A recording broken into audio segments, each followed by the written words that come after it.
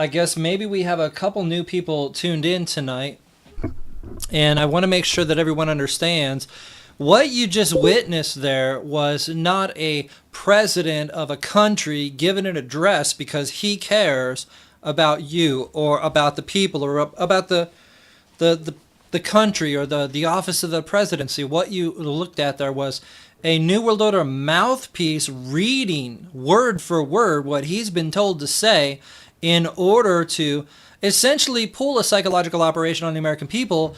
And I mean, I could go into this in 100 different ways, and I don't want to. But I cannot help mention two things. First off, and I don't know, maybe it's more important, but less noticed, is that he wants the federal government to take over preschool, to take over preschool and kindergarten. So where preschool used to be an optional thing, some parents went for, some parents didn't. My kid's smart enough, he doesn't need preschool. Evidently, if I'm reading this right, we're going to be looking at a situation where everyone will be required to go to government preschool. And everyone knows, every tyrannical dictator throughout history knows you have to get the kids. You've got to get them while they're young. Look at the Hitler Youth, for instance. Look at the Obama brigades where he targeted the youth. So apparently kindergarten is not young enough. He wants the preschoolers now. God only knows what that's all going to entail. And then, of course, the most notable, the most obvious thing for us should be the way that he brought up all of the psychological operations involving the mass shootings from Fort Hood to Aurora, Colorado to Sandy Hook, all of them. And he brings up the victims' names almost like conjuring.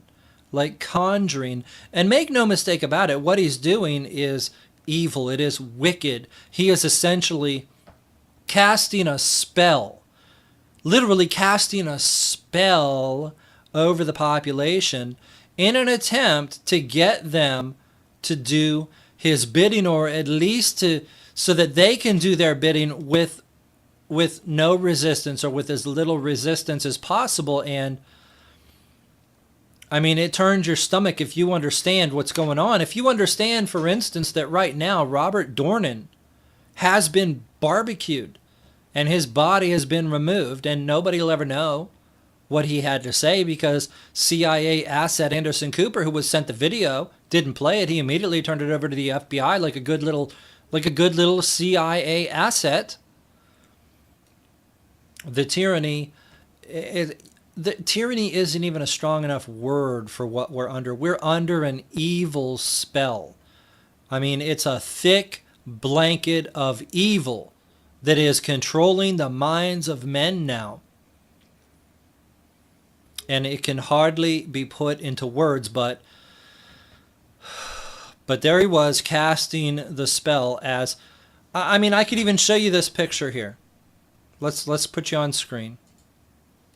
And, you know, I'm sitting here looking on Facebook for news, which is hard to find now. But, I mean, look at him. He's like a wizard casting a spell over the population.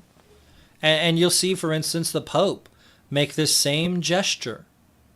I'm not saying, you know, look, I'm just so, I'm not. Anyway, so that was the State of the Union address. And I think that we all probably need a little bit of a breather after that, because I have a bad taste in my mouth. I don't know about you. Again, I don't believe they can possibly take the guns. But as he said, they deserve a vote. They deserve a vote. The people in Aurora, Colorado deserve a vote. The people in Newtown deserve a vote. They deserve a vote to take away your constitutional right to keep and bear arms. No, they don't. No, they don't. I don't care what crime I'm the victim of. That doesn't give me a right to take away somebody else's constitutional rights. And he even stated during this speech, which, frankly, I wasn't paying a lot of attention to the speech because I was doing my show prep, but he even stated during the speech that the rights come from God. He said God-given rights. So how can he on one hand say that you have God-given rights and on the other hand say that these victims of this crime that we perpetrated, the New World Order did these things, they deserve a vote to take away your God-given rights. That's what the man just said. But the Shebel, of course, they can't put two and two together. Moving along. So they have apparently or allegedly burned Chris Dorner. But, you know, it's like I said, I wrote up an article last night after last night's broadcast, and I said it doesn't matter what they really do. The truth does not matter. Look at Flight 93, the plane that allegedly crashed in Shanksville, Pennsylvania, and of course there was no plane crash. All that matters is you think that. It doesn't matter if there were terrorists who hijacked airplanes and American heroes on the plane who called and they took over Flight 93 and said, "Let's roll." Doesn't matter what really happened. All that matters is the impression that you're given by the mainstream media. It is all a psychological operation. So in other words, that could have been an empty cabin in the woods that they just went ahead and burned, and then they said, oh, he's in there and this, that, and the other thing, and everybody thinks it's true, and they get the effect they want. Alex Jones there says this was not a psychological operation. I see it differently. I think that it is a psychological operation, even if everything happened exactly as they said. What is the number one thing they want to do? They want to demonize veterans. What is Chris Dorner? A veteran. And in whose eyes do they want to demonize veterans more than anybody else? The police. So this incident has served like none other to demonize veterans in the eyes of the police. To also get people to say, hey, maybe people shouldn't have guns. I mean, this fits with their agenda in every way, shape, and form. So how you write off it being a psychological operation, especially when it ends like this, so the man never gets to speak, never gets to say anything. It's got PSYOP written all over it. That said, I don't know either way. Again, I don't even have cable. And so we're going to move on to other news. We're going to move on now. You got the Pope saying, hey, I'm done with this. I'm retiring. And there is, of course, someone who has made predictions related to how many popes there were going to be, and so on. And I know there are a lot of people out there who wonder about this or want to know. I mean, it's one of the things that people are actually getting on to me. But hey, you need to talk about this. You need to go over this. You need to bring us up on air. So we'll go ahead and play a video related to this. And I think I've got an article pulled up to discuss it and look at it. And what I would like to do, if not tonight, another night, is look at how to judge the validity of prophecies, because I mean, even the Bible says many will come, and, I don't remember all of it, but it says there's going to be a lot of false prophets. So I think before we look at a specific prophet or prophecy, we need to look at, by what standard they should be judged. That said, we're going to go ahead and look at these things as they are related to the Pope, which is allegedly the final Pope, and the next one's supposed to be a black Pope. And what does that really mean? Are they talking about the Jesuit, or do they mean it's going to be a black person? And on and on and on. Let's check out the video and then we'll go on from there. Well, it was appropriate that St. Peter's Basilica in Rome was struck by lightning yesterday, on the same day that Pope Benedict XVI announced his resignation. Because if you think that the Mayan 2012 doomsday prophecy hysteria was something to behold, then you ain't seen nothing yet. This is Saint Malachi, a 12th century Irish bishop who in 1139 AD travelled to Rome and apparently received a vision of all the future pontiffs. It became known as the prophecy of the popes. And basically this was a prophecy, a list of all the future popes that would head up the Catholic Church starting from 1143. And you can go down the lists here. They've got a list on Wikipedia. Right through until the present day. Of course, the resignation yesterday, the announcement of the resignation of Ratzinger. And then after him, we find the final Pope. And although a lot of these prophecies are open to wild interpretation, several of them actually proved stunningly accurate. Here's an example that Market Watch is reporting on. For instance, and this is one of the prophecies of Saint Malachi, John Paul I is listed as de métier lunae, meaning the middle of the moon. Modern interpreters say this predicted that John Paul I's reign would begin during a half moon and last just 1 month, which it did. And then it goes on to talk about John Paul II, described being of the sun's labour because he was born during a solar eclipse. And as the International Business Times reports today, according to the prophecy, Pope John Paul II fit that description because he was born on a solar eclipse and he was entombed on April 8th, 2005, when another solar eclipse occurred. So in the case of John Paul I, John Paul II, St. Malachi's predictions, according to those interpretations, appeared to be accurate. And then another example here, which Max Slavo points out, relating to Pope Benedict XVI himself. The German-born pontiff described in Malachi's prophecy as the Gloria Olivae, or the glory of the olive, which some supporters of the prophecy suggest is a reference to the Benedictine order of monks from whom Benedict got his namesake. The monks are also known as the Olivetans and are represented by an olive branch, leading many to believe that Saint Malachi was once again right. So in the case of the last 3 popes, Saint Malachi's prophecy, his prediction, was proven accurate. So what is Saint Malachi saying about the Pope who is set to succeed Ratzinger when he resigns in a few weeks' time? This is what he said. In extreme persecution, the seat of the Holy Roman Church will be occupied by Peter the Roman, who will pasture his sheep in many tribulations, and when these things are finished, the city of 7 hills, which is Rome, will be destroyed, and the terrible or fearsome judge will judge his people. And St. Malachi predicted that the next pope, Peter the Roman, will be the final pope. The list does not go on. He's slated to be the last pope of the Catholic Church.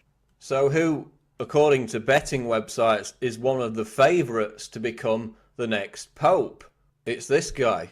And guess what his name is? Cardinal Peter Turkson. Or as St. Malachi would have it, Petrus Romanus, or Peter the Roman. So the guy who is one of the front runners to become the next pope, his name would fit in precisely with the prophecy of the popes made by Saint Malachi. So now you know what I mean by saying, you know, if you thought the Mayan prophecy stuff was crazy, then wait until people get a hold of this one. And if that wasn't apocalyptic enough for you, there's also a reference in the book of Revelations, jiving with what St. Malachi said about the destruction of the city of 7 hills. Within the book of Revelation, also known as the Apocalypse of John, are references to this destruction of the city of 7 hills, Rome, and to the many trials that will be faced by mankind ahead of the final judgment, the rapture, the rise of the Antichrist, 7 years of tribulations, and the end of days. Suffice to say, if the prophecy is accurate, then the world will soon be engulfed in a battle between good and evil. So the debate is basically raging amongst people who have studied this, that this final pope will be the one, the false prophet, who will help give rise to the Antichrist. This is end times prophecy realized, at least according to some. So the question is this just going to be a regurgitation of the kind of Mayan 2012 doomsday hysteria that dominated over the last few years until, of course, 2012 came around, December 2012, and nothing happened? Or is it a genuine prophecy, given the fact that Saint Malachi was startlingly accurate with his previous predictions regarding John Paul I, John Paul II, and Cardinal Ratzinger? Is there really something to this prophecy of the popes and the final pope? Or is it just more doomsday hysteria, just as the Mayan calendar issue was? Will it prove to be a complete distraction? I'll tell you something for sure. The debate on this is going to rage over the next couple of months as Ratzinger resigns, and the next pope, possibly the final pope, Peter of Rome is anointed. So we'll continue to track it, but you can bet your bottom dollar that everybody's going to be talking about it. It's Paul Joseph Watson with Infowars.com. Well, there you have some information on that. We're going to go ahead and pull up some more information on that, and we have it here now. Of course, I'm going to move you out, go full screen so you can get a good look at this. And the article is entitled The Prophecy of Father Malachi Martin. We won't have long to wait now. And I'll just go ahead and read it. I initially printed this in January of last year, but the time is much closer now and events are unfolding. We will soon know if Malachi Martin was correct in his writings concerning the ritual of June 29, 1963, which provided a 50-year window for the enthronement of Satan.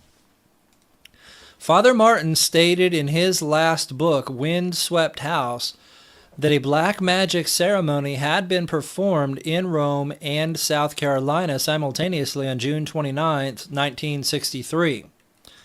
And I want to zoom in a little bit more so we can make sure that this is coming out good and clear over the live stream.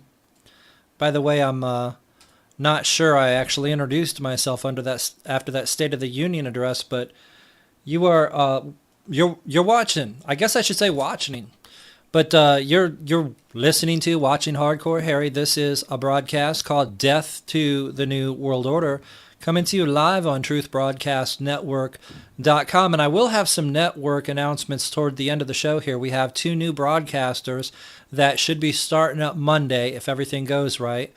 And let's get back to the article here. So, where were we?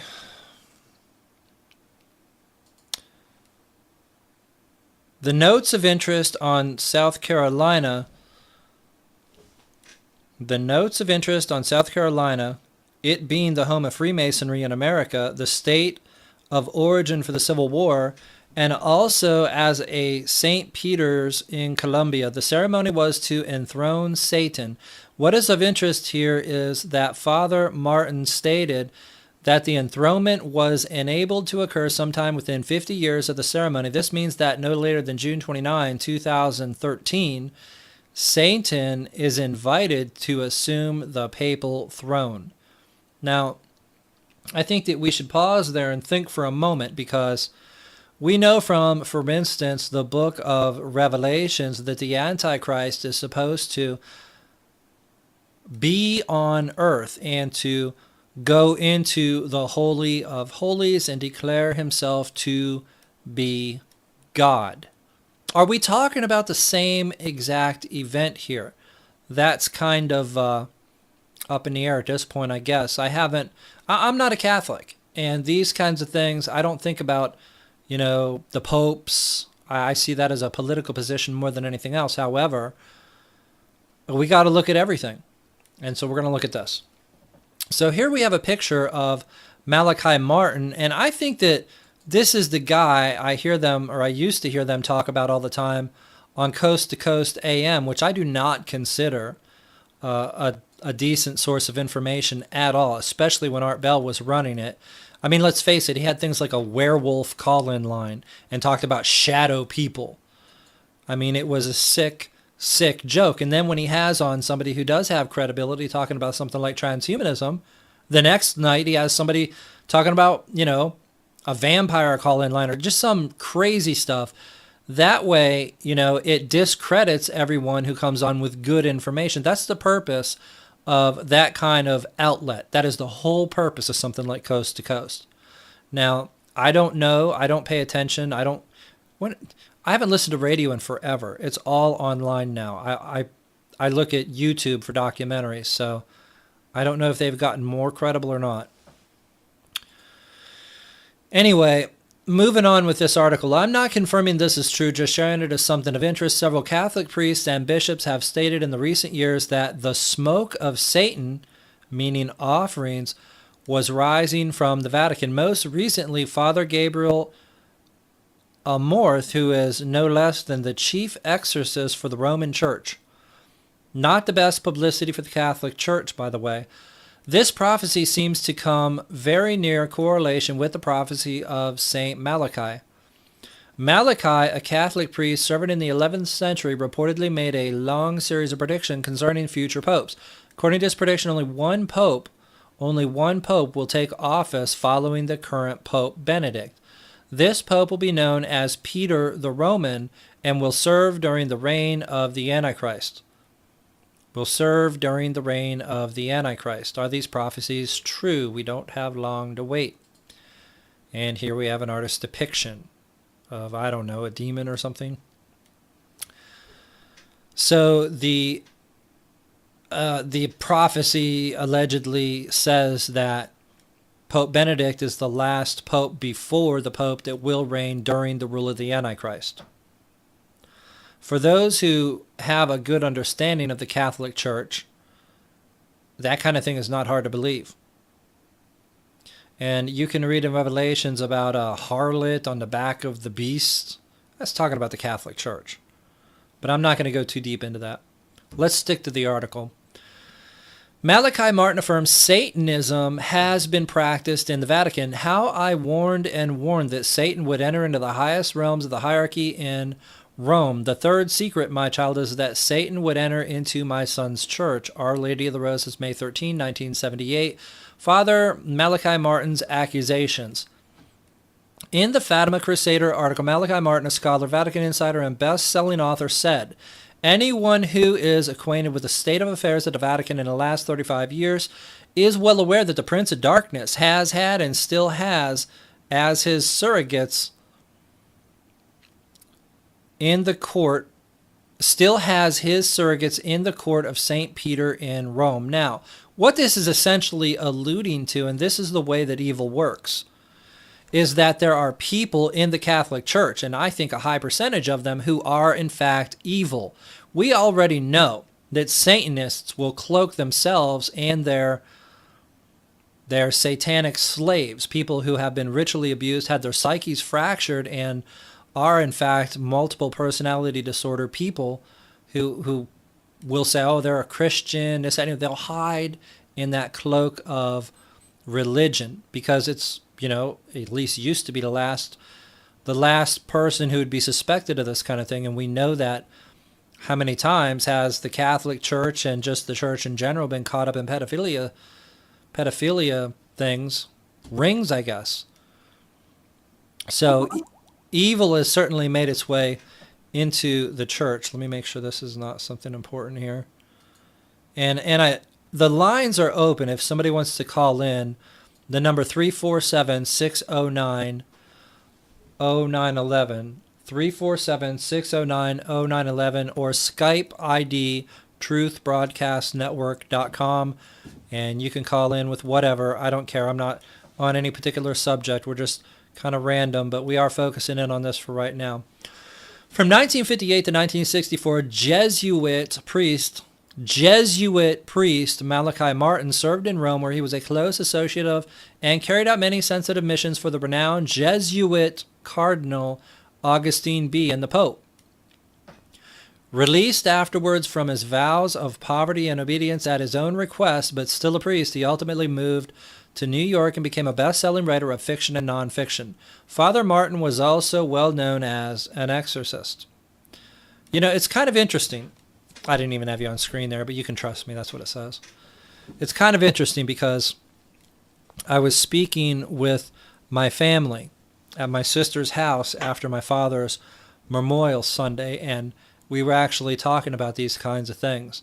And I don't remember who was asking me what, but it was right along these lines, how people who are having these alleged close encounters of the fourth kind are actually experiencing demonic oppression.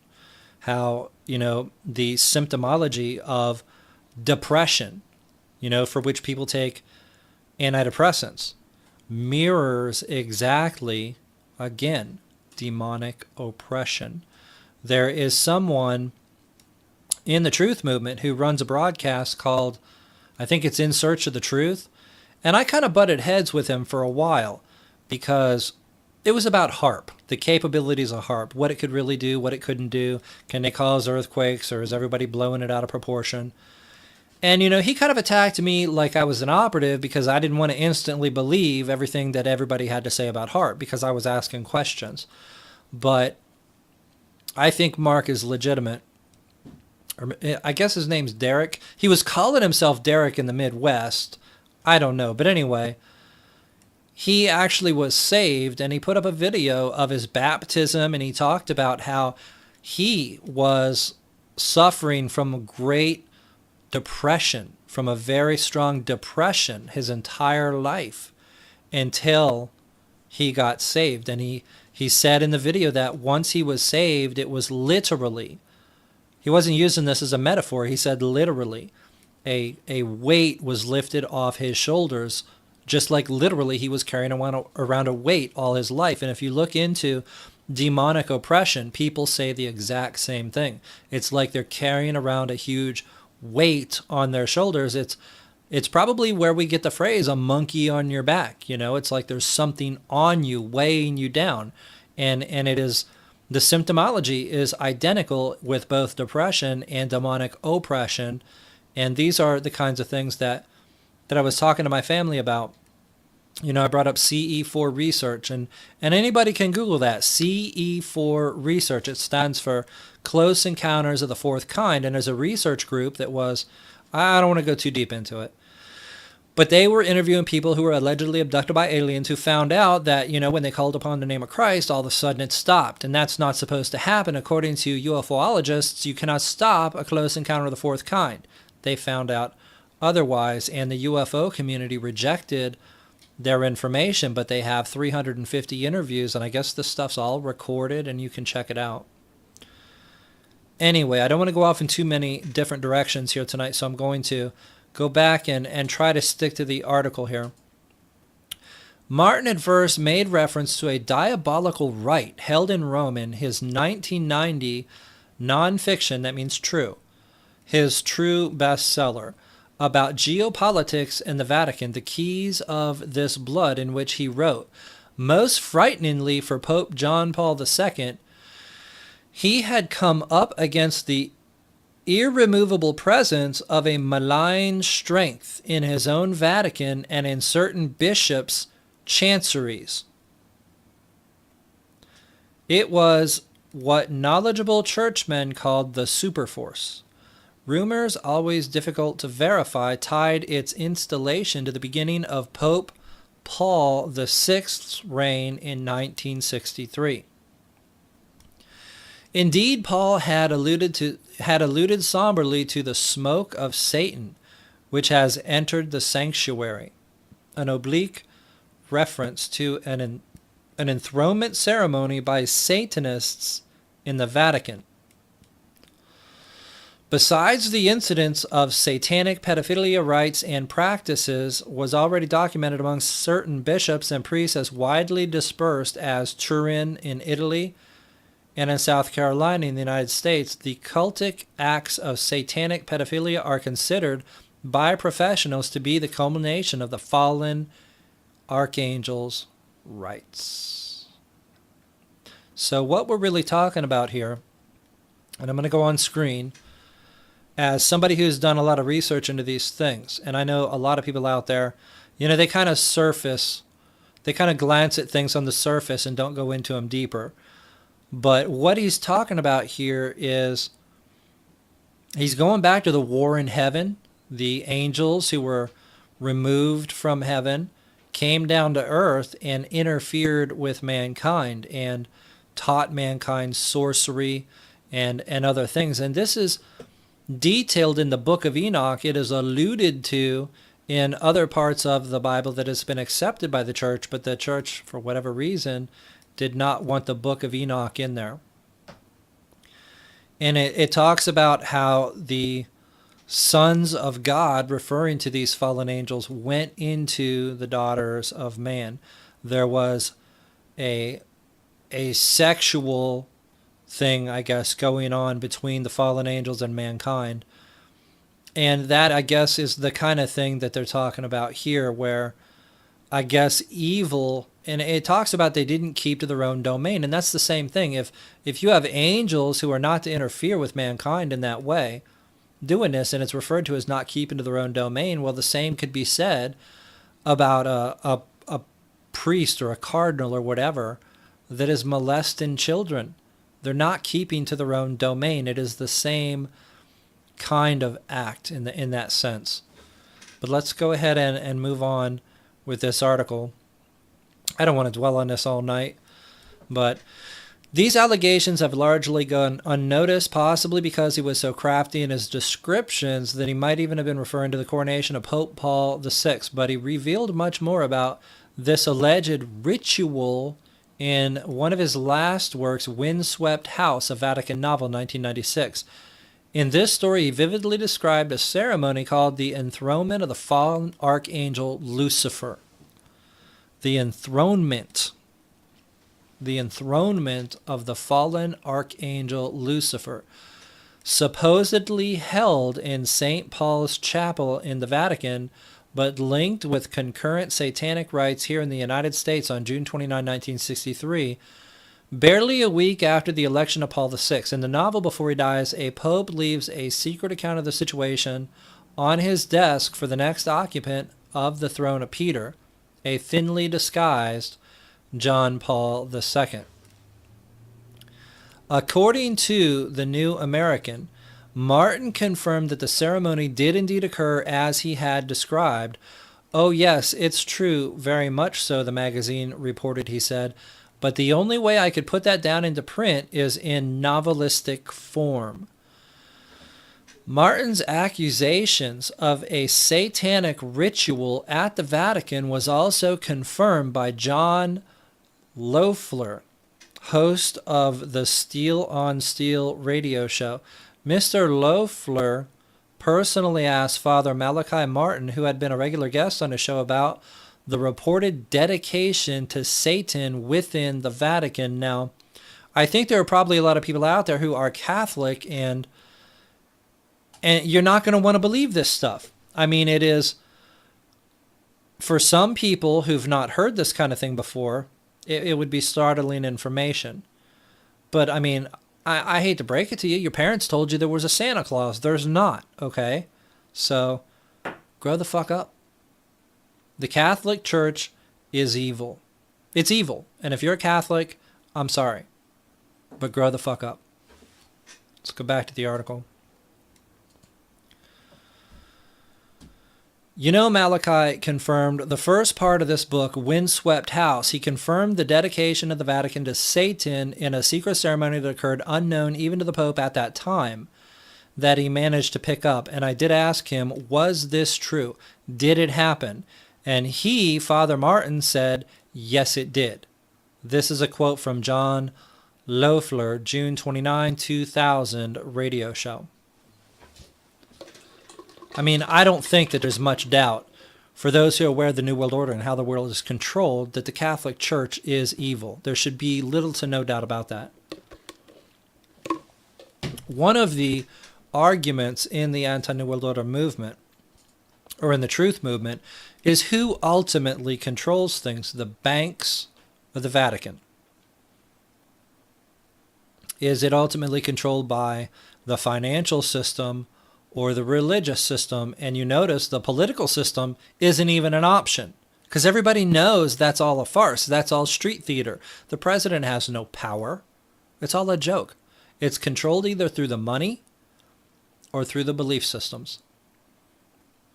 And that's kind of hard to tell. I would say that they are both such powerful forces that they probably have an even seat at the table. But that's my guess. That's my guess. I think the only way we would know for sure is the day that the people finally rise up, kick in their doors, tie them up, put guns to their heads, and get the truth out of them. Unfortunately, I don't see that happening in the very near future. And it should be. It should have already happened. It should happen now.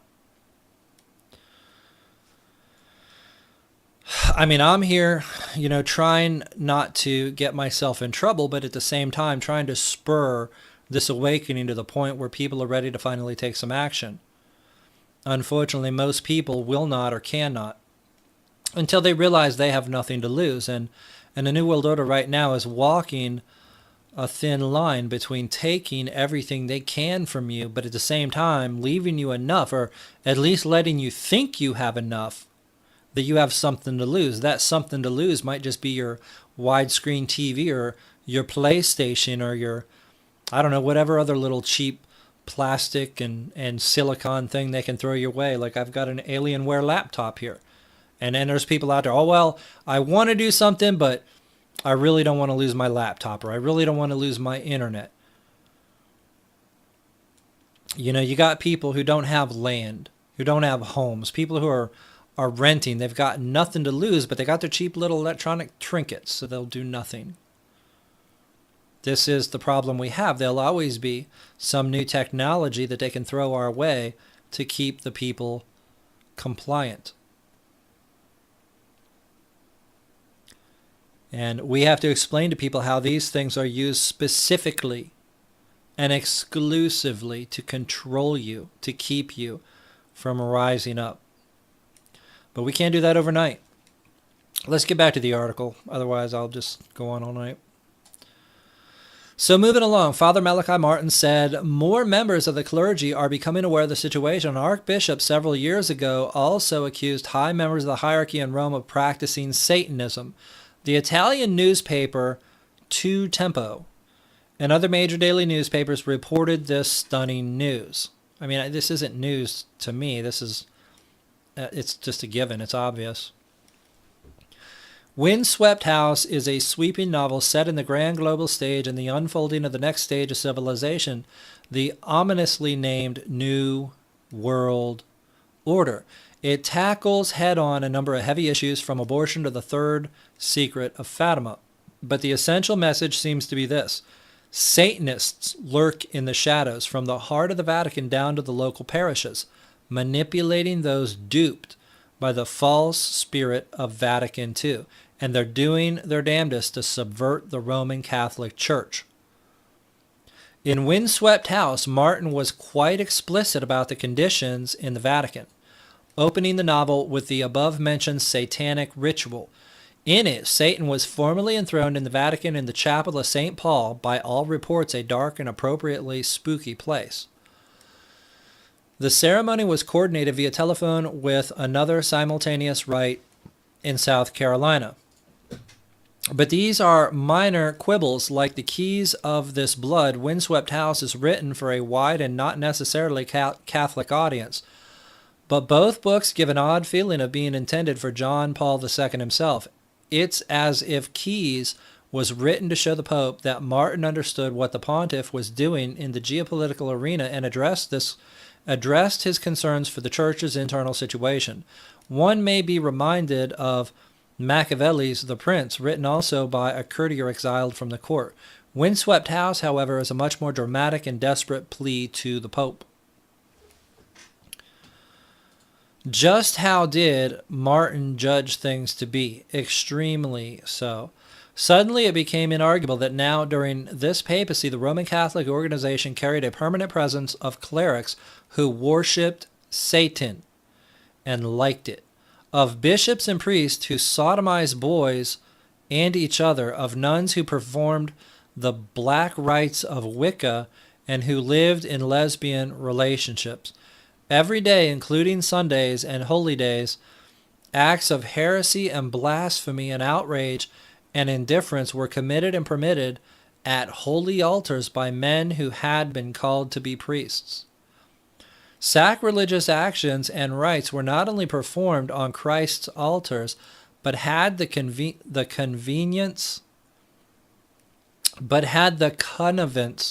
I don't know if that's supposed to be a word or if it's a typo. Or at least the tacit permission of certain cardinals, archbishops, and bishops. In total number, they were a minority, anything from 1 to 10% of church personnel, but of that minority, many occupied astoundingly high positions or rank. The facts that brought the Pope to a new level of suffering were mainly two. The systematic organizational links, the network, in other words, that had to be established between certain clerical homosexual groups and Satanist covens, and the inordinate power and influence of that network. At the time of his passing on June 27, 1999, Martin was at work on what he said would be his most controversial and important book, Primacy: How the Institutional Roman Catholic Church Became a Creature of the New World Order. Was to deal with power and the papacy. This work was to analyze the revolutionary shift that lies at the heart of what many see as the breakdown of papal power. It was to be a book of predictions about the Vatican and the world in the first decades of the new millennium. Father Malachi Martin never recanted any of his claims that the scene in Windswept House was based on actual satanic ritual in the Vatican in the first days of the reign of Pope Paul VI, nor that there exists a general satanic conspiracy within the Roman Catholic Church. Again, I'm sorry if you're Catholic, if you are a devout Catholic. But I mean, I don't know what to say. Grow the fuck up. Santa Claus isn't real either. You know, these people who are running the Catholic Church, they're just that. They're people.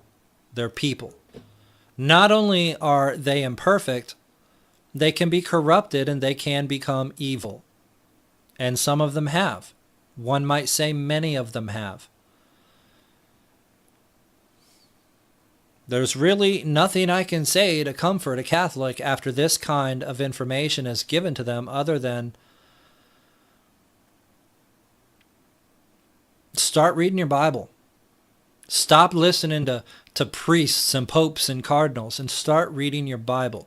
Look at the words and the teachings of Christ and walk away from man-made institutions. That's what has to be said. That's what you have to do. And I'm a Christian. I go to a Christian church and it's a good church. And my pastor is a good and innocent man. And we go to church and we read the Bible.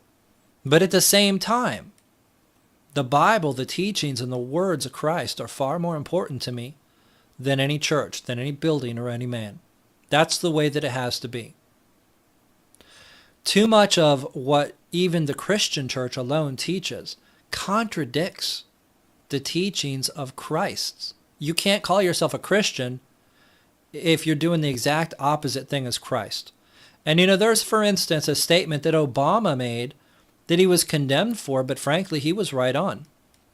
When he was actually, I guess it probably had to do with the debate over, is he a Muslim, is he not a Muslim, you know, that kind of thing. But this is one of the statements that came out of that, you know, kind of was brought into the spotlight, but the statement is true.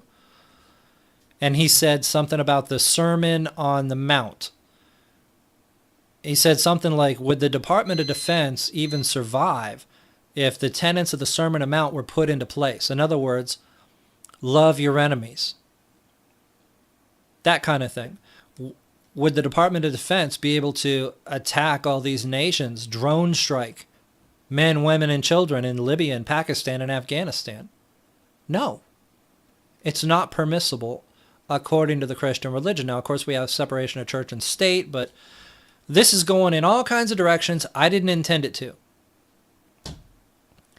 So we're just going to drop this, change the subject, and move forward with the broadcast. We got 45 minutes left. So while we are looking at the simple fact that the world is crumbling around us, and it is, let's take a look at an escape. Struggling Caribbean islands selling citizenship. Oh, you're not on screen. There you go. And, you know, I've mentioned a couple times that when my wife and I got married, we went to the Eastern Caribbean for our honeymoon. We took a cruise on the Queen Mary II, I think it was called. And it was, you know, the world's greatest cruise ship. And we went to 5 islands over there. I think a couple of them were in the Virgin Islands. I don't remember all of them, but it was the Eastern Caribbean. And let me tell you, the people there were poor, but you want to get away from it all. You want to have a nice scenery, a nice tropical atmosphere. The Caribbean is a nice place to be. I mean, you would be living where other people pay thousands of dollars to go visit for a few days. The question is, do they have broadband internet? And by the looks of their shacks, I'm betting they don't. And I need that. I can't fight the New World Order over a cell phone, you know what I'm saying? Anyway, let's check this out. Struggling Caribbean islands selling citizenship. So-and-so has never set foot in the Caribbean islands of Dominica. That's one of the islands I went to, Dominica. Has never seen its rainforests or its black sand beaches, but he's one of its newest citizens.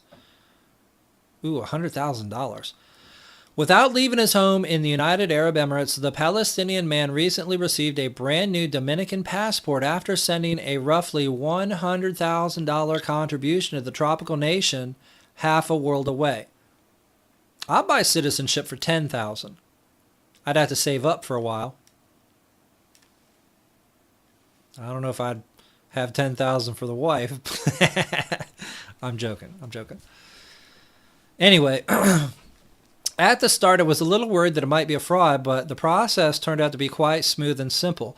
Now I'm a Dominican, said so-and-so, who, like many Palestinians, had not been recognized as a citizen of any country. That passport will help with travel for his job with a Brazilian food processing company, he said by telephone from Dubai.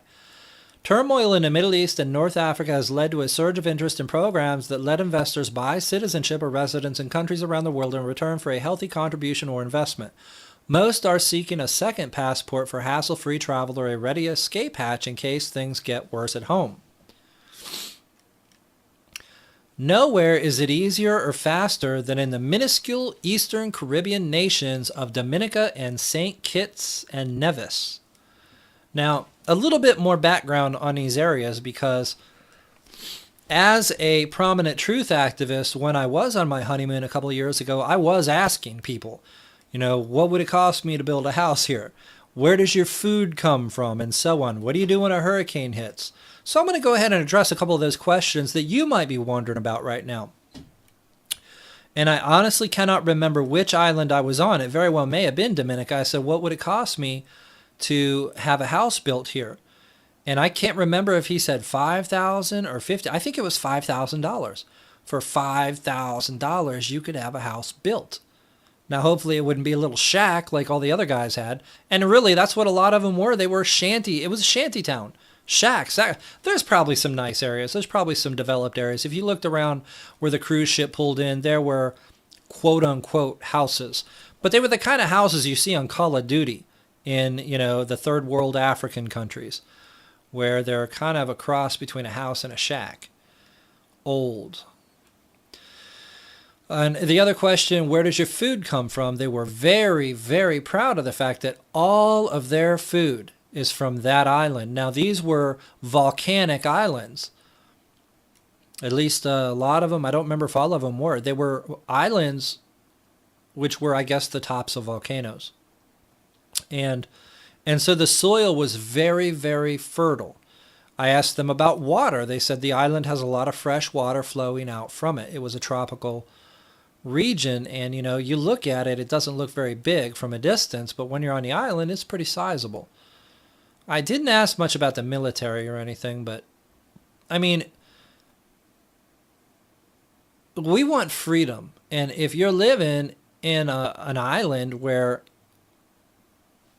everybody's so poor, there's no police, or there's hardly any police. I don't remember seeing police the whole time we were there. You're pretty much free. Anyway, let's get back to this, and I don't know if I'll read the whole thing, but let's get back on screen. It is such a booming business that a Dubai-based company is building a 4 square mile, 10 square kilometer community in St. Kitts, where investors can buy property and citizenship at the same time. In its first phase, some 375 shareholders will get citizenship by investing $400,000 each in the project. That's a ton of money. $400,000 times 100 people is going to be $40 million. Multiply that by almost 4. You're talking about $1.5 trillion. Or is it $1.5 billion? I think they're really making a big profit there, aren't they? Which is expected to include a 200-room hotel and mega yacht marina. Others will get passports for buying one of the 50 condo units. The more they fight over there, the more political problems there are, the more applications we get here, said Victor Douche, managing director of another company. That, all right, whatever. We're done with this. Point is, look, we talk all the time about how it's going to hit the fan. It is hitting the fan. NDAA, drones in the skies, going to collect the guns. How many of you are actually thinking, what am I going to do when this happens, or should I be getting out of town? I think it is something that is long overdue. And I've talked on air, for instance, about the Citadel community that's supposedly going to be buying land in Idaho. I've looked into that, and it looks like they're going to lease the property instead of sell it, so I don't like that so much. But it wouldn't hurt you to start looking around. I mean, Jesse Ventura's living in Mexico. The police state, I've always said this, America will fall faster than any other place because they have the control grid set up here in a way that it's not set up in Dominica or Mexico. So things can collapse overnight, and everyone needs to be thinking about what are they going to do if that happens. People talk about a bug-out bag. How about a bug-out house? How about a bug-out country? Think big. We're done with that, and we are going to go ahead and look now on something interesting. We're going back to the State of Union address here, which happened tonight, where Obama was invoking, conjuring up the images of the various psychological operations that the New World Order has carried out over the last few years as an excuse for holding a vote on taking your God-given rights to bear arms, as if they could even legitimately do that. But Jonathan Tamari, whoever that is, says here, not kidding, press gallery staff now showing reporters a video on how to escape tonight in case there is a biological attack. So I guess it was the Capitol, at the Capitol. I mean, look, this really speaks to the whole concept of keeping the police in a state of fear. And that's something I wanted to bring up also, because I got two important points here, and I'm going to lose one if I talk about the other, so wish me luck. They have to keep the police in a state of fear. In other words, the police don't hate you. The police don't want to hurt you.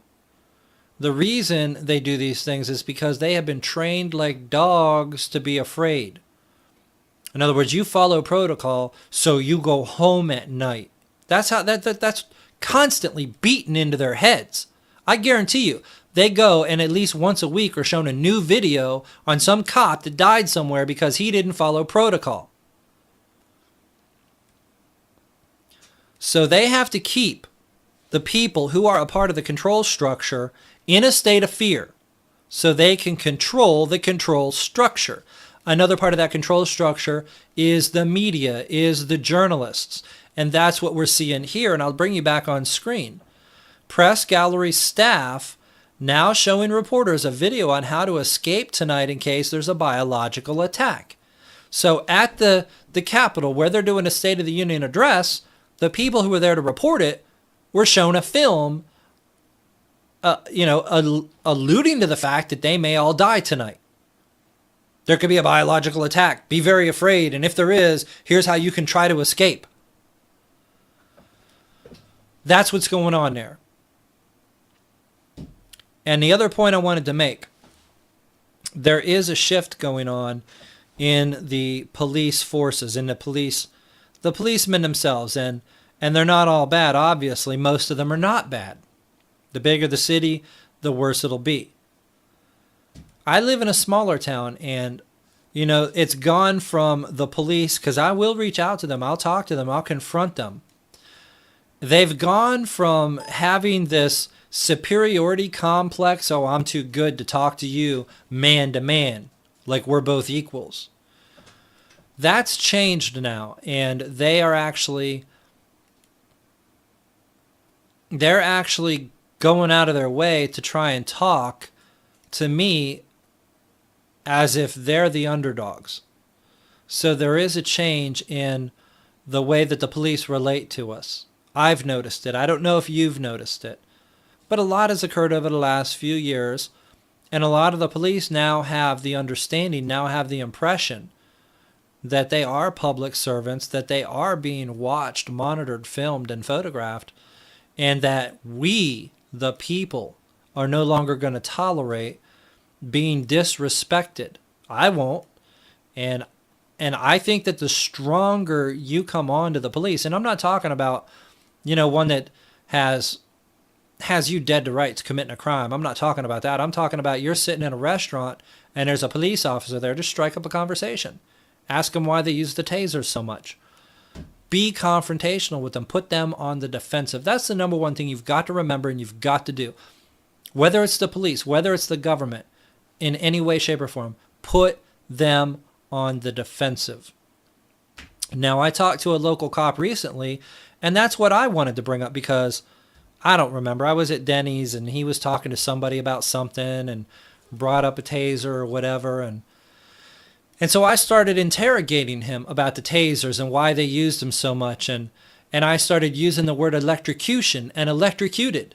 And I think he got the point after a while that I didn't appreciate that they were fucking electrocuting people all the time. And he tried to explain to me, well, I think that it's safer. What he said, and this is interesting, and I don't know what you guys would think of this. I'll minimize the video so I can see what you throw in the chat. Oh, Harry, the number says unavailable. Let me check here. Make sure I got the Skype on, truthbroadcastnetwork.com. It should work. Let me throw the number in here again. 347-609-0911. Should work. If it's unavailable, then it should work because you can see right here, call phones, and it shows how much money is still on the account. But again, Skype, truthbroadcastnetwork.com. And it should work. I know Skype works. I use it almost every day. So anyway, I don't remember where I was at there. Oh, yeah. So I started... Okay, here's what the cop said. And I'm interested in knowing what you guys think of this. He said that he believes they should be using a taser as much as possible because if, for instance, they are in a foot pursuit with a suspect and they catch up with them, but then the police officer is out of breath, they could be overtaken and they could take their gun and then they could become the victim. That's what the police officer said. I don't like it. I think the cop should be in better shape than the alleged criminal. And if you're so out of shape that you can't catch him or you're out of breath when you catch him, more than a criminal, well, maybe you shouldn't have caught him. Maybe you should just back off. Maybe you should report it and call for backup. You don't electrocute people because you're fucking fat and lazy and stuffing your face with donuts. You don't electrocute people because you're a fat fucking slob. That pisses me off. Check out this video on YouTube. How the fuck am I supposed to do that from a text? All right, let me just click it on my phone. Open URL, get the title of the video, and see if it should be played on air tonight. Meanwhile, we're done looking at that fear-mongering. Now we're going to go back to the Pope issue, and we're going to play a little video here, which has to do with supposed conspiracy theories, and just see what this is really talking about. And the video somebody just texted me is entitled Original Video in HQ Lightning Strikes Vatican. We already showed it on air. I don't read anything into that. And we're going to go ahead and play this video and see where it goes.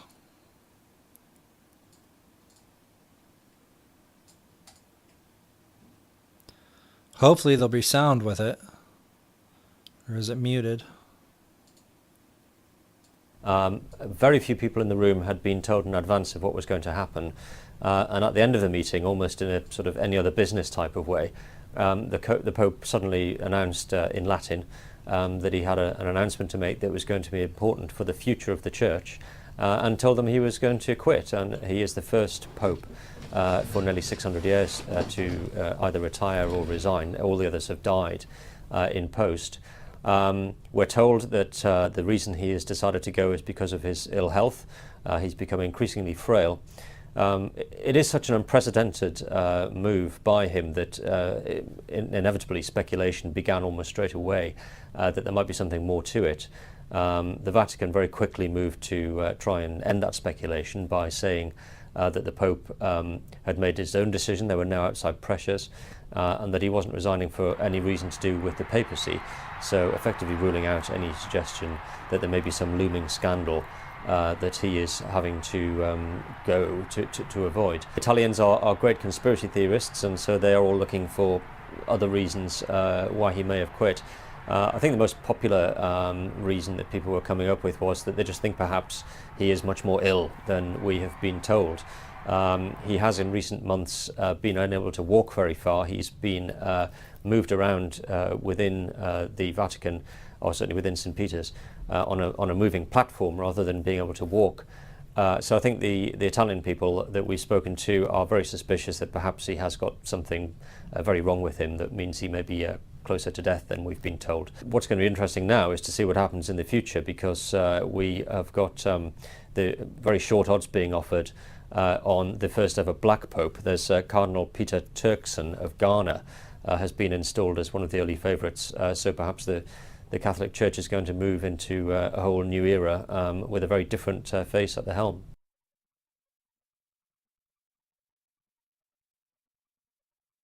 All right, so not much new in that report there. And I think we're just about done dealing with the Pope issue. And unless I see something real interesting that I need to cover here, I may go ahead and wrap it up a little bit early tonight with a few station notes. And I'll go ahead and do that now, and then we'll see if anything else comes up. But here's the thing.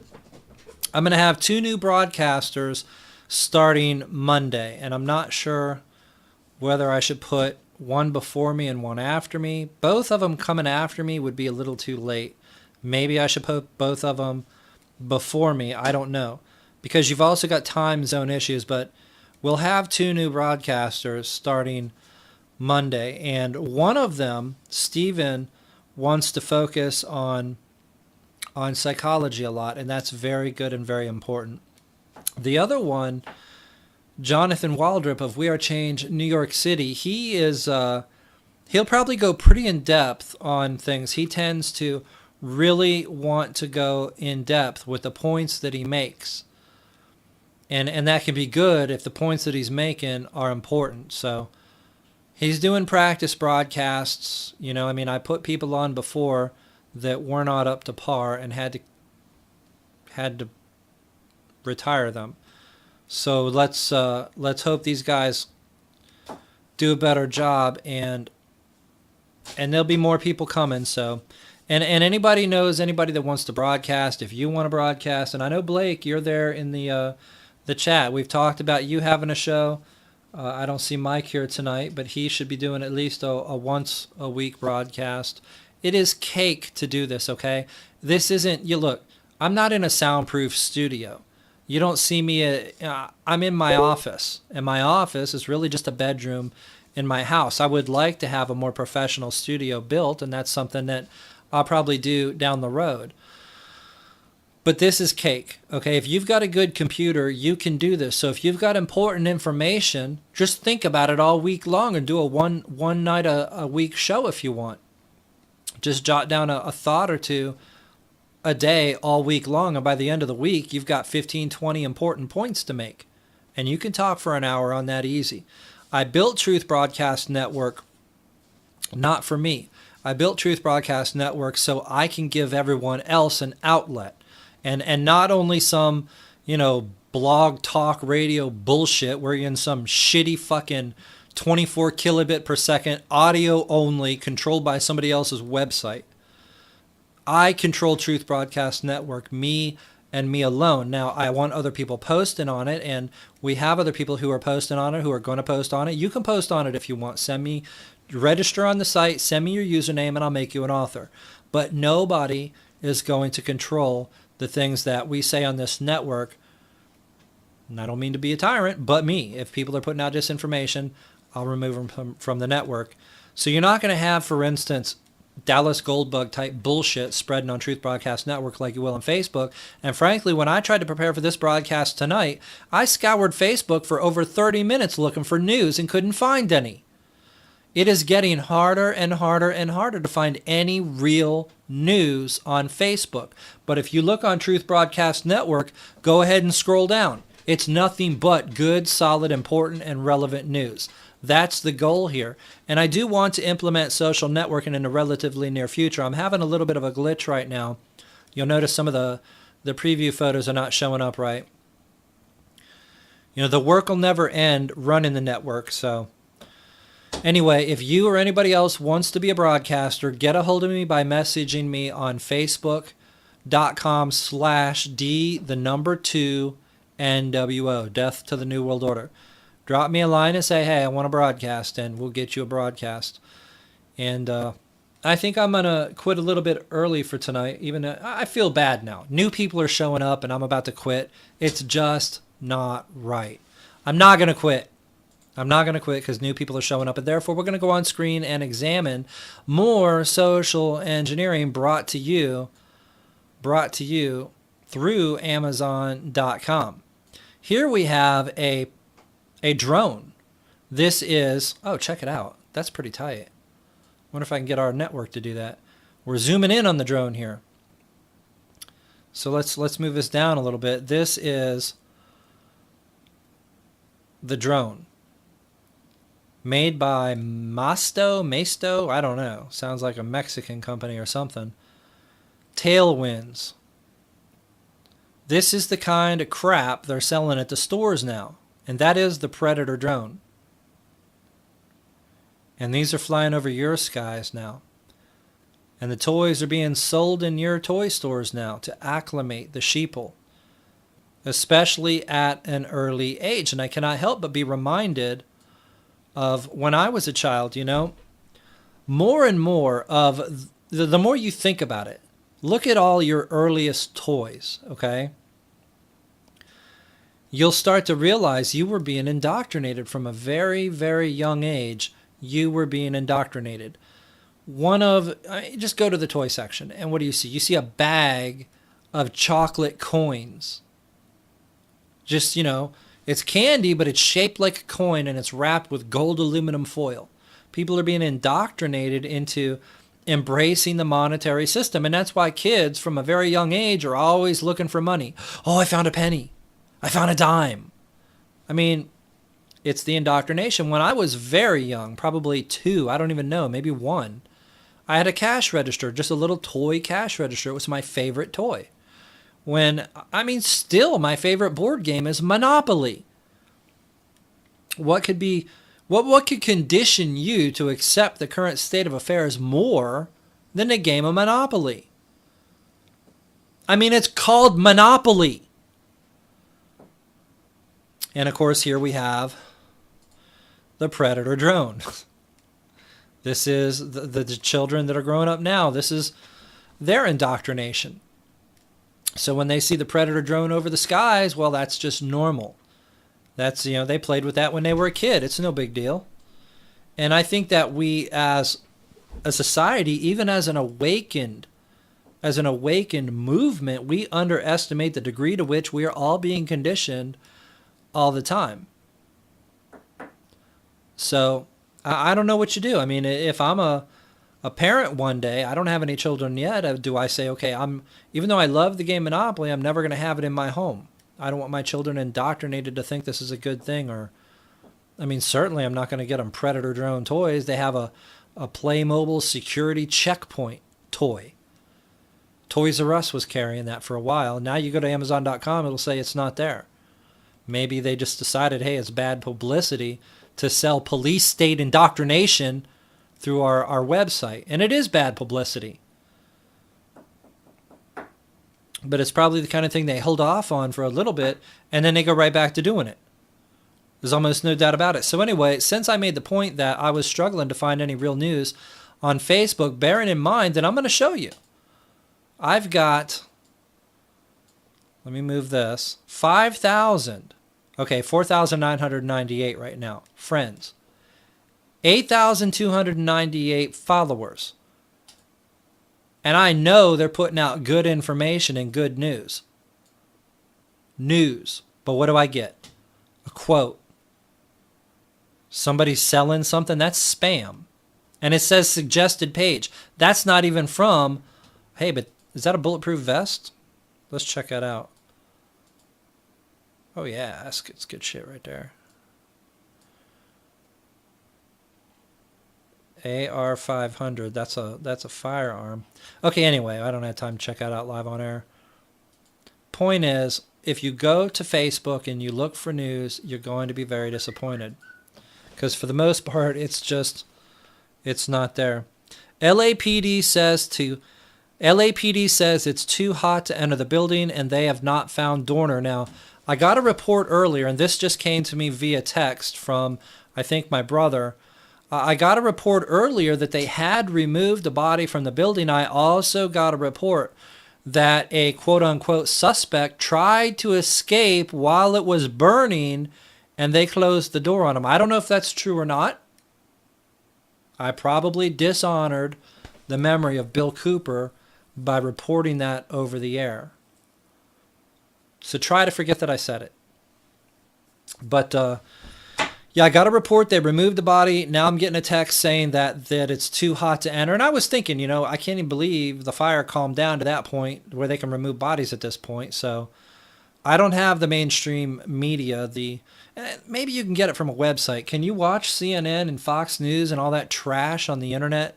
I would imagine they're making it available because it's not entertainment, it's not news, it's mind control. They want your mind controlled. The day's going to come. People used to get on to me about pirating movies, but I saw them for what they were. They are basically using these things. The entertainment industry, Hollywood, is evil. It is your enemy. Why would you pay to be controlled? So, I just take what I want because I'm looking at it from an educational standpoint. Hey, why did they make this movie? What are they trying to make people think with this movie? And then I go on air and I break it down. So I don't feel guilty about pirating everything that I want. And the same goes for software. But the point I was going to make, the news, it's all there to control you, so don't pay for it. Shut off your cable. I did a broadcast on it. You can get what's called a network media player. And in fact, we're going to be making our own custom-built network media players for Truth Broadcast Network. And then you won't even need the network media player that has all the bullshit on it. You'll just have ours. And we will have, if anybody out there puts into YouTube a search term, it'll search, but it'll only pull up information from channels being run by truth activists. And we'll update that through our database. It's going to be complicated. I shouldn't talk about it on air right now. But it's something that's in the works in order to get around the control system to include that box you have hooked up to your television. Who knows? Maybe it'll even come with a remote control. We'll do everything we can. But anyway, I want to show you how worthless Facebook has become. There's a picture of somebody. Well, bring you on screen. Somebody in a costume of a box of rice with a giant, I don't know what those, chopsticks trying to pick up their cat. It's kind of humorous, but okay. The many uses of turmeric. Thank you, Pam. Andrew with a quote. A picture. Okay, here we have a little bit of news. Huffington Post, let's check it out. Let's report on this. Chris Dorner body not yet identified. Usually it takes longer than that to find legitimate news. Los Angeles Police Department told reporters that no body has been identified in the cabin which Christopher Dorner was believed to have been hiding following a shootout and fire. Nobody has been located yet, Commander Andrew Smith said, telling reporters that the building was still too hot to investigate for investigators to enter, as we just reported off of the text that just came in. That burned cabin has not even been entered by investigators yet, Smith said. We are still on a holding pattern to search that. Earlier reports had indicated that a body had been identified. The standoff with Dorner, a former member of the LAPD, reached a violent close near a rustic cabin in the Big Bear ski area of Los Angeles. Since February 3rd, he's accused of a crime spree that left 4 people dead, including 2 officers and several others wounded in shootings in Los Angeles and nearby San Bernardino County. In a widely read tirade posted on Facebook by Dorner called his manifesto, he vowed revenge against police and other officials he blamed for his dismissal from the LAPD in 2009. On Tuesday afternoon, Dorner barricaded himself in a rustic cabin in San Bernardino County. Sheriff's deputies allegedly spotted him driving a vehicle he'd stolen earlier in the day. So, did they get it right for a change? Or did they burn the wrong house, too? While in the cabin, Dorner exchanged hundreds of rounds of gunfire. Well, then that might have been him. With members of law enforcement. One deputy died from the shooting and another was injured. Later, towering flames engulfed the cabin. The country's most famous fugitive had eluded authorities for days, but resurfaced on Tuesday after he allegedly burglarized a home, took 2 women hostage, and stolen a white pickup truck. Who fuck wrote that? And stole a white pickup truck. Enough is enough. It's time to turn yourself in, said LAPD Commander Andrew Smith during an afternoon press conference. It's time to stop the bloodshed. Dorner's trail led back to Irvine on Sunday, where police believe he shot a couple parked in their car. Monica Quain, a California State University Fullerton assistant basketball coach, and her fiancé Keith Lawrence, a public safety officer at the University of Southern California, were shot to death in their car. See, this sickens me right here. I have to make this point. And hopefully there are people out there who understand the point that I'm about to make before I make it. These 2 people just died. Monica Quain, or whatever her name is. And who or what is Monica? Is she a mother? Is she... I mean... How do they describe people? They describe them by their slave job. That's how they describe people. So if you are a plumber, who you are doesn't matter. All that matters is what you do for the system. What is your occupation to pay taxes to support the evil system? Well, she was a California State University Fullerton assistant basketball coach, and that's what she was. She was a basketball coach. Keith Lawrence was a public safety officer. That's what he was. He wasn't a father. He wasn't, what he was as a person, as a human being. He was a public safety officer. Anyway, these 2 people were shot to death in their car February 3rd. Police named Dorner a suspect in Quain's killing on February 6th. We evidently have a video. This is a video broadcast, so of course we're going to play it. Hopefully there won't be a commercial. If there is, I will mute it. Here we go. Sorry if I'm a bit hyper.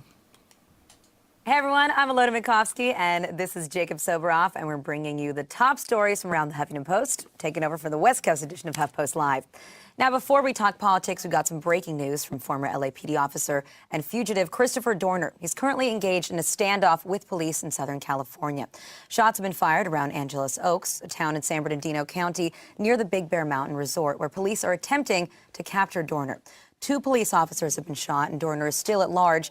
Joining us now to give all of the latest news is reporter Gustavo Arellano, editor of OC Weekly, who's been covering the story from San Bernardino. So, Gustavo, thank you so much for joining us. And first off, can you just give us, all of the latest details as to what you know that's going on? The story is evolving with every second. Last I heard, there's reports that a police officer car is missing. It's assumed that Dorner is still holed up in a cabin, but now some people are saying that Dorner might have actually escaped. So 2 officers have been shot there. So far, the injuries that we think they're non-life-threatening. Earlier, Dorner attempted to hijack a car. That's how he was found out. He tried to take off the mountain with a car. Officers stopped them. They engaged in a shootout, and it's been crazy ever since. And, supposedly we're expecting a press conference from the LAPD shortly on this. But do we know how it is that originally they got a tip-off as to, that this was Dorner that they were being involved with? By all accounts, the two officers, they were the California Department of Fish and Wildlife. They saw a white pickup truck, and they thought that the man looked like Dorner. They tried to stop him, and all of a sudden, Dorner starts shooting. So it was by complete happenstance. And some reports are even saying that Dorner had been holed up in a cabin up there in Big Bear since Thursday, watching all of the television reports going on around him this past week. Hey, Gustavo, it's Jacob Soboroff. It's good to see you. Gustavo, I want to show the moment that a CBS reporter got caught in the crossfire, actually, earlier during the fray when Dorner opened fire on police. Let's quickly take a listen to that. Hey, you! Come here! Me? You! Come here! No!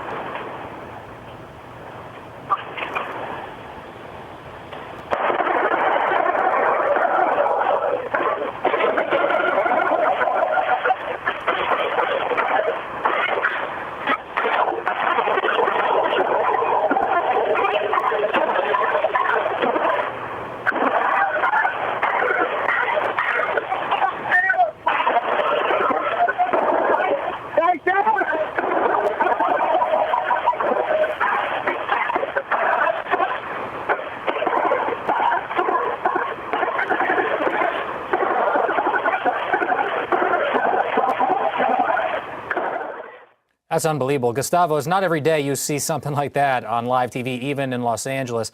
Do we have any idea what kind of weapons are being used in these firefights? We have to remember that Dorner not only had his military and police background, he had 34 legally registered guns to his name. So far, reports are saying that gunfire was actually machine gun from an automatic weapon. So this is a man who's incredibly armed and dangerous. And as you said, you don't see this much. The last time this happened in Southern California was during the infamous 1994 Northridge shootout that was fictionalized in the film Heat with Al Pacino and Robert De Niro. And Gustavo, what about reports too? We know that law enforcement told the media not to take any aerial shots. We know that they've even given them warnings not to tweet about the situation. How often do we see something like that? Almost never, only in situations that are incredibly dire and precarious for those at hand. Of course, what's amazing about this story is that even though the media might have that embargo, there's people in Big Bear, there's amateur bloggers who are tweeting like crazy of everything that's happening. They're calling in to radio stations. So this media blackout in this day and age, as we all know, it's impossible to have a full-fledged media blackout. And some of the reports, too, have said that this is a hostage situation.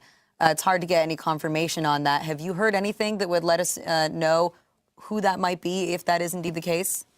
The last report that I heard from radio and television reports were that there was a hostage situation, that it was a couple that was tied up, unharmed as far as we know, and that was a pickup truck that Dorner is alleged to have stolen, the one that he got caught in by the officers from the Department of Fish and Wildlife.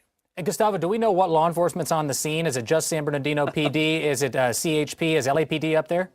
At this point, they're bringing out the guns of Navarone to go after this guy. I mean, really, San Bernardino, Riverside, LAPD is going up there. Apparently, LAPD Police Chief Charlie Beck is going up there to the scene because this is a manhunt that involves almost every police agency in one form or another in Southern California, and federal enforcement and state enforcement. I mean, hopefully everyone there is safe. And, although I don't expect that Dorner is going to be taken without a fight for his life.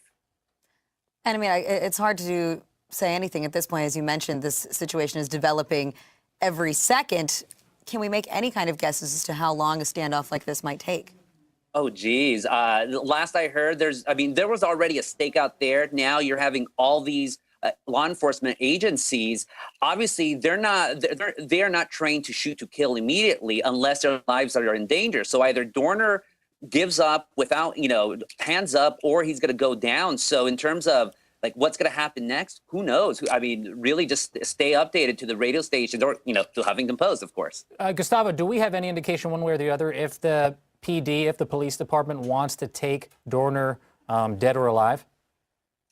Obviously, in most situations, police departments, they want to take somebody alive. They want to see this man brought to justice for having killed a police officer in Corona and killed the daughter and fiancée of a former LAPD police officer there. Of course, though, if they feel that their lives are in danger, and any police officer or law enforcement, they're not going to hesitate to shoot Dorner at all. Not at all. But ideally, they want to take him alive. And by the way, we're hearing, too, that the LAPD press conference is currently going on right now. We heard from the sheriff that they do not want to see any further bloodshed in this situation. So I guess, that tells us that they do want to take him alive.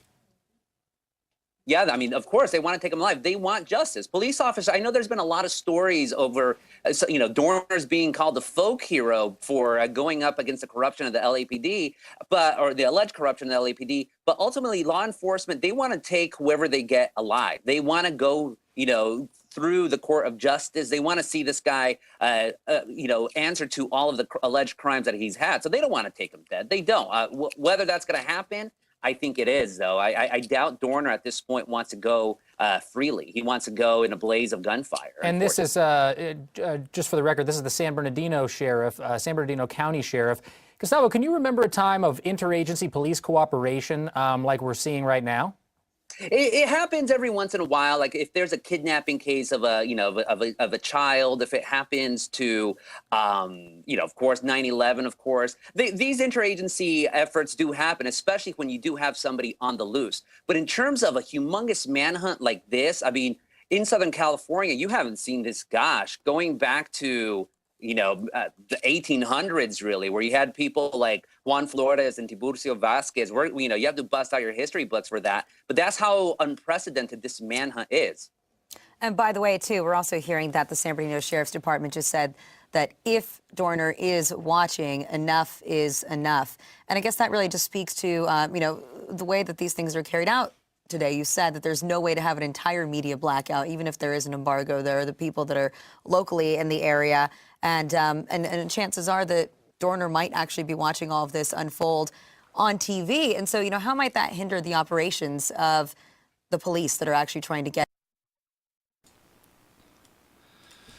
All right, well, this is obviously old news, and so I don't want to dwell on it too much, but after yesterday's broadcast, and I got to thinking, if this is a psyop, as I think it may be, you got to think, well, why would they do it? What would be the end goal?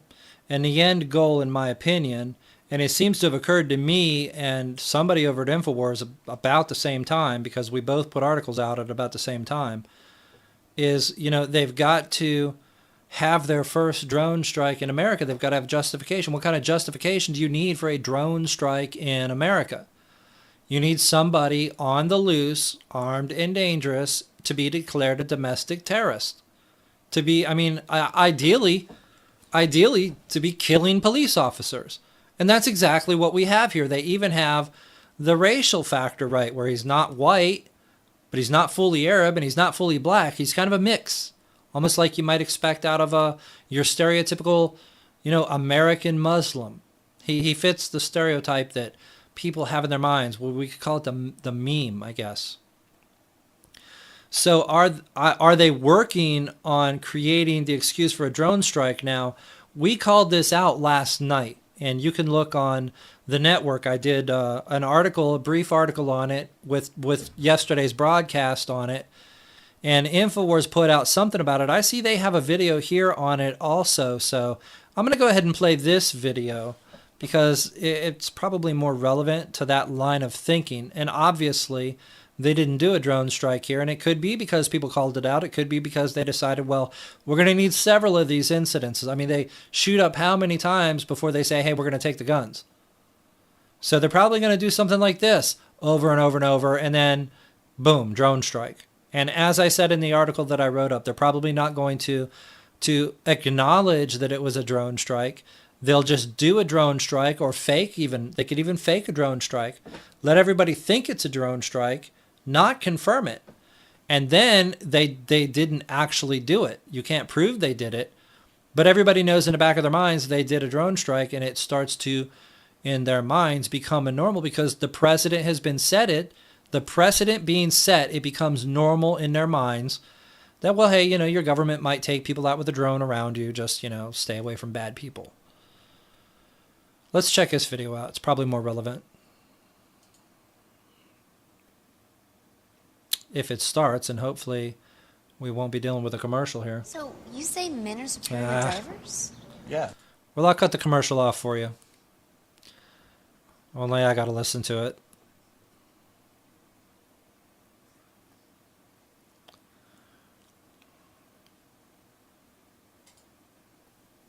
Should the Sheriff's Department use this technology? Well, I'm sure they are. Lancaster Mayor R.X. Paris is no stranger when it comes to cameras in the sky. When I first got elected, I wanted to use a drone, but that's a $20 million investment. He pushed hard for the city of Lancaster to be monitored daily from a plane above. It just circles the city in a racetrack pattern. He says there's no doubt it's made his city safer. One of the things we use it for is we monitor the high schools when they let out every day. And when it comes to tracking a wanted fugitive like Christopher Dorner, They want this guy, they're going to get this guy. he knows the technology would come in handy. There isn't any doubt in my mind that the most sophisticated technology known to the U.S. government is up over Big Bear right now. 3 major agencies on the case, LAPD, Sheriff's Department, and U.S. Customs and Border Protection, all deny its usage. People deny a lot of things. But there's no denying eyes in the sky with thermal imaging and facial recognition can certainly help when tracking an alleged criminal like Dorner. And we know the federal government has drones. It takes nothing to bring it up from the border and put it on this. All right, so we see the groundwork being laid, and it's not just here. Shit, hold on. We see the groundwork being laid, and it's not just there. And I don't know if that was Huffington Post or if they were playing video from another place, but maybe it was RT. I've seen it there. There were several reports coming from several outlets talking about drones in relation to the Dorner case. And I guess it was all over Twitter, too. I don't know if that was before or after these news reports in my article. But it has been placed in the minds of the sheeple. Maybe a drone would be a good idea. Maybe we should be doing drone strikes here. I mean, they declared him to be a domestic terrorist. And I guess you could say that definition fits. Terrorism being defined as use of force as a means of changing political, atmosphere or whatever. But, I mean, I would say he's just a police officer gone rogue. That's how I would describe him, a disgruntled police officer gone rogue, not a domestic terrorist. Was he trying to change politics or was he trying to change a police agency? I don't know. Again, I don't have the mainstream media, but the groundwork has been laid in the minds of the American sheeple that perhaps drone strikes inside the continental United States are not only a good idea, but they are needed. And there's no doubt in my mind that over the next decade, you're going to see more and more frequently this idea being conjured up in people's minds until it eventually leads to the first drone strike, which will be accepted, it'll be allowed, it'll be permitted by the American sheeple, who will by then accept it as normal and necessary. Just the same as now they think in order to get on an airplane, they got to be irradiated and fondled. Because, hey, the Muslims attacked us on 9/11. And this is the mechanization of the New World Order over your skies. And who's the target ultimately? Well, it's the enemy of the New World Order. It's the truth movement. It's the truth activists. It's the anti-New World Order movement. That is the ultimate target, but just like anything else, they cannot let you see that. They cannot let you understand that, because if they did, it would make what they're doing obvious. So they have to beat around the bush about it. And that's what they're doing. They're going to beat around the bush for a long time until the day comes where they have everything they need in place and the sheep will accept everything they need to do as normal and legal. Remember, everything Hitler did was legal. The laws were passed. And that's what we see going on with Patriot Act 2, Even the healthcare legislation's got tons of stuff in it that have nothing to do with healthcare, but legalizes tyranny. All right, 2 new broadcasters starting Monday. I would guess one is going to start at 9. One is going to follow me at midnight, but I don't know for sure. And I don't like, taking Howard off at 9 because Howard's good. I like Howard and he's good. But let's face it, he is not affiliated with Truth Broadcast Network, and all of the broadcasters affiliated with Truth Broadcast Network will get higher billing than those who are not. That's just the way it has to be. I'm out for the night. Death to the New World Order.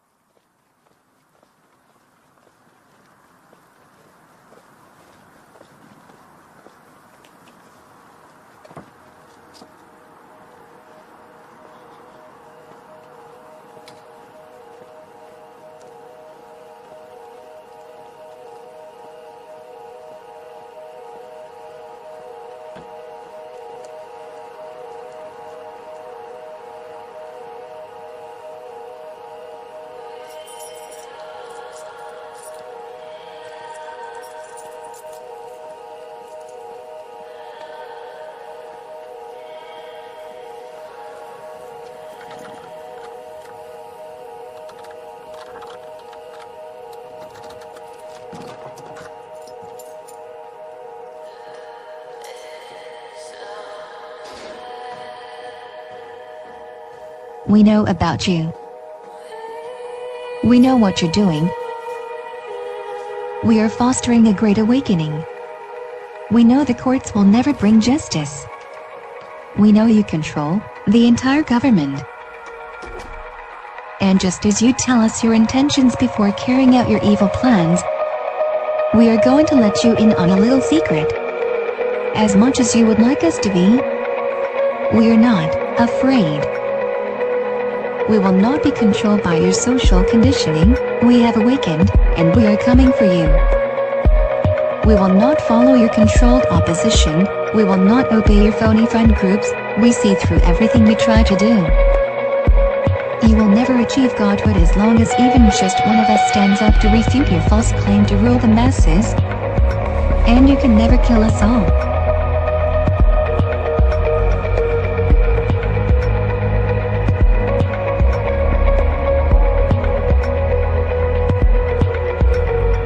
We would like to thank all who tune in, and especially all who bring others to the network so that we can unplug them from the false reality. Let's face it, we're all going to die sooner or later, and it does us no good if we have not spread truth to those who remain behind, so please, bring in as many as you can. Remember, you can show people how to tune in on their cell phones by searching their internet radio application for TBN. The letters TBN are obviously an abbreviation for Truth Broadcast Network and have no other meaning. We do not want to be perceived as anyone else lest our audience be misled. Truth Broadcast Network would especially like to thank its tireless broadcasters who sacrifice their time, energy and resources working against the enemy. Broadcasters generally have to deal with the ignorance of those around them in their daily life. There is a price to pay for their selfless efforts enlightening the world. Thus we thank broadcasters, and ask the audience to be supportive by spreading the word about the live broadcasts and spreading the archives as much as possible.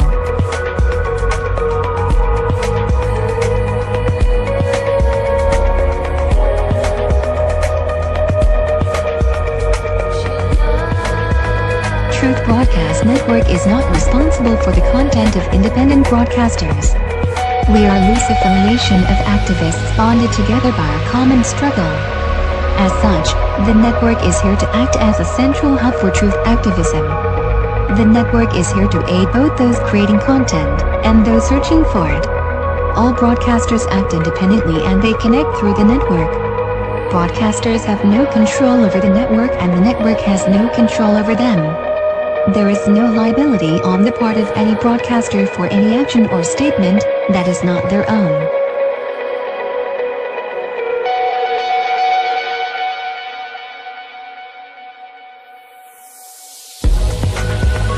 Truth Broadcast Network may contain copyrighted material, the use of which has not always been specifically authorized by the copyright owner.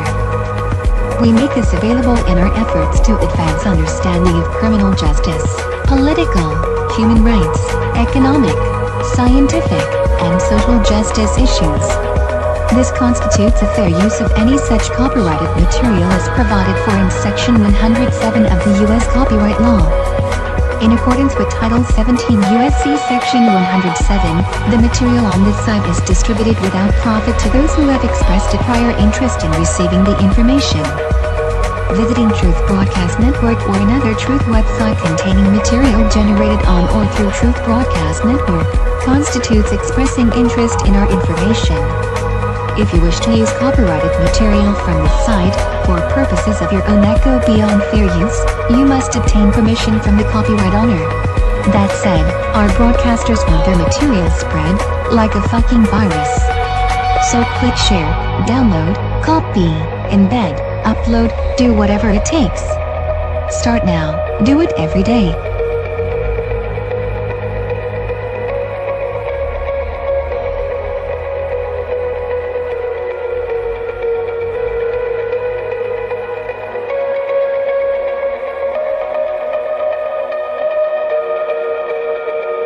You're listening to Truth Broadcast Network, where the truth will set you free.